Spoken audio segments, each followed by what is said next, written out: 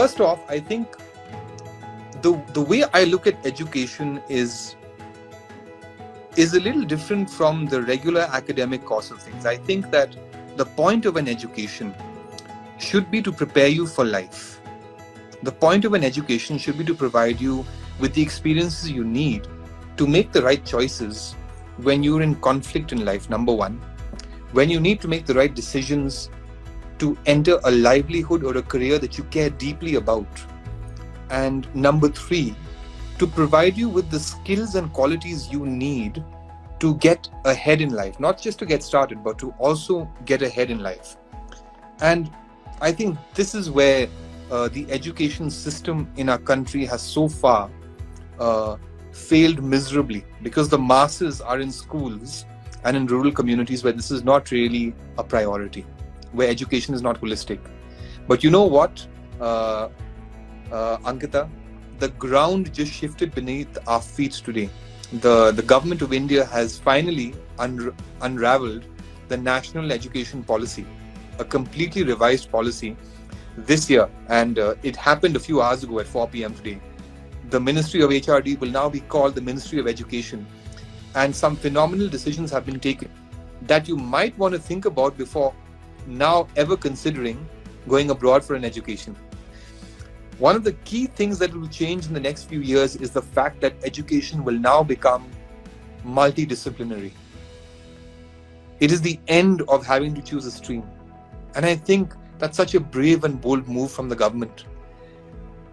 If I were to go abroad and take a degree at this point in time, I think the one thing that going abroad gives you that a degree in our country would not is the privilege of experience.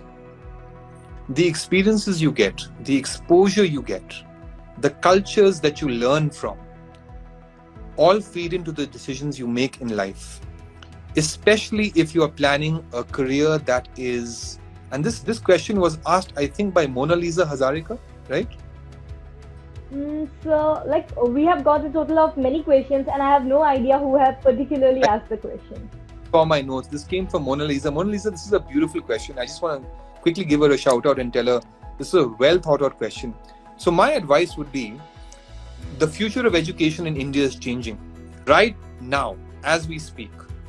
For anyone who is heading into choosing a degree, the wisest thing to do right now today is to see, number one, are you preparing for the culture you want to live in? So for example, if you want to survive and thrive within our country's borders and you want to create a meaningful career, it might be wise to remember that a college education gives you one thing that you will take into life, your network. And like a lot of people say, your network is eventually your net worth. It's what helps you build the decisions and the connections that will take you through life. And you better make sure those connections are quality connections. And friendship takes work, but connections take time to build.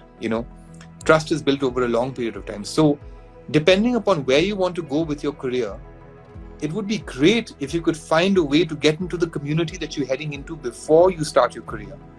So that would be number one. Number two is, it is very important to look at things from a broader perspective than just the Indian narrative, than just the narrative of our country. Especially if you're looking at a world where everyone is now increasingly a global citizen. You're not just a citizen of India, you're a citizen of the world too. You're a citizen of the human story. You're writing the human story with every decision you make. And fortunately or unfortunately, not every experience and not every culture can be felt in the length and breadth of our country alone. So if you feel like learning from a foreign culture or respecting foreign perspectives or integrating yourself into Western philosophy and deliberation and democracy is important to you, and that would mean a significant international career, then perhaps doing a degree abroad would count strongly towards that. Finally, the quality of education received. Now, if you are in a field of academics that you just cannot have access to in India.